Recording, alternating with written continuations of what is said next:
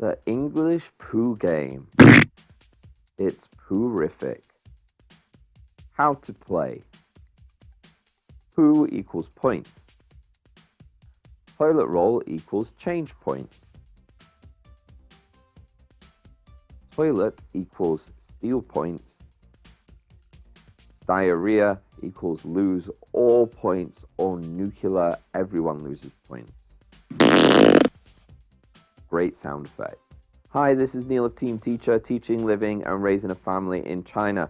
Today we're looking at the Poop PPT bomb game. Let's check it out.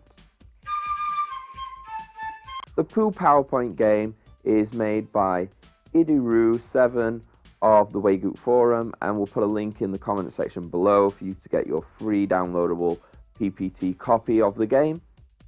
The home screen has a selection of letters. You choose one to go to your question. The answer the question incorrectly, click on the X to return home.